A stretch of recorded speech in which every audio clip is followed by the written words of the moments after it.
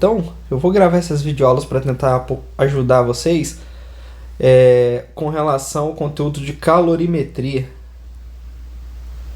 Calorimetria. Beleza. Pessoal, é o seguinte, o problema central na calorimetria está associado à seguinte situação. Imagina aqui que eu tenho dois corpos, o corpo A e o corpo B. Eles estão a temperaturas diferentes. Vamos colocar como hipótese que o corpo A está a 100 graus Celsius e o B está a 40 graus Celsius. São valores hipotéticos. Se você colocar o A em contato térmico com o corpo B, vai ser estabelecido naturalmente um fluxo espontâneo de energia, que vai sempre do de maior temperatura para o de menor temperatura.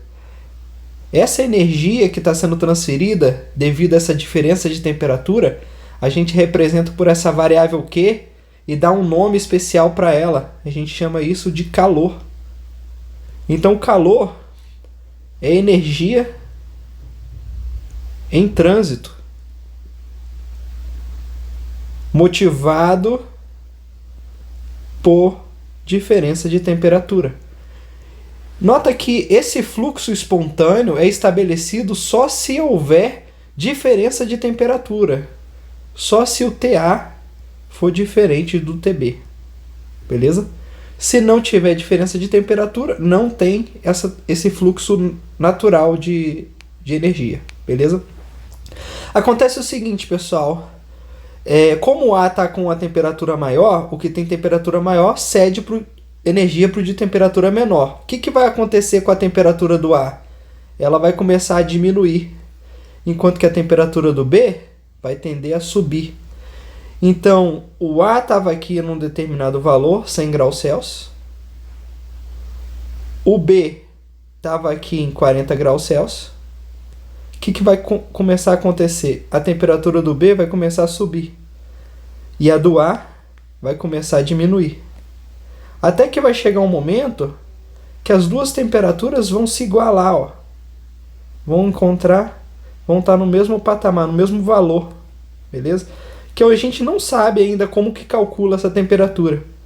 E nesse momento, como o A e o B vão estar à mesma temperatura, não vai haver mais fluxo de calor. Então a gente diz que nesse momento, quando a temperatura se iguala, o sistema alcançou o que a gente chama de equilíbrio. Equilíbrio térmico. Beleza? E essa temperatura que se iguala no final é conhecida como a temperatura de equilíbrio. Então esse TE aqui é a temperatura de equilíbrio. A gente vai ver mais para frente como que calcula essa temperatura de equilíbrio. Mas por enquanto, tudo que vocês sabem é se eles estão a uma diferença de temperatura, se há uma diferença de temperatura entre eles, haverá esse fluxo de energia que a gente chama de calor.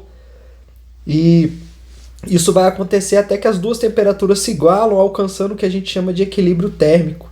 Beleza? Maravilha. Acontece o seguinte, pessoal. Isso então fornece uma forma de você variar a temperatura de um objeto. Imagina que eu tenho um objeto aqui, ó, igual no corpo A, ele estava a 100 graus Celsius.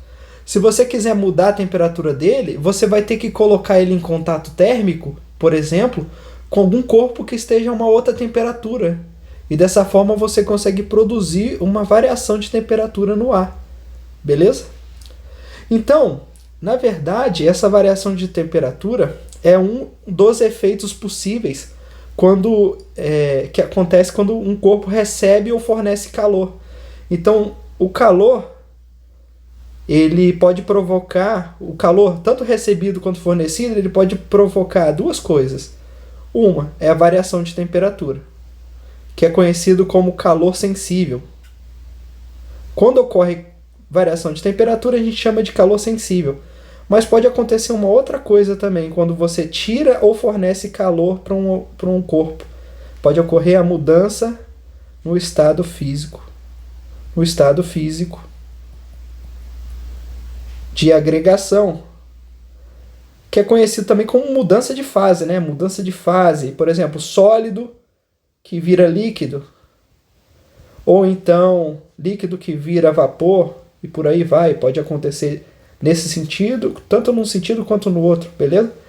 E aí, esse calor que produz mudança de fase a gente chama de calor latente. O legal é que quando está acontecendo essa mudança de fase, não tem variação de temperatura, não tem variação de temperatura. Então toda a energia que você fornece para o sistema é gasta nesse processo de mudar o estado físico de agregação, entendeu? Enquanto que quando não está ocorrendo mudança de fase, pode ocorrer a variação de temperatura. Nesse primeiro momento, eu vou encerrar essa aula agora, mas nesse primeiro momento a gente vai focar no calor sensível, na parte do conteúdo que estuda como que a gente pode variar a temperatura de um objeto, tá bom?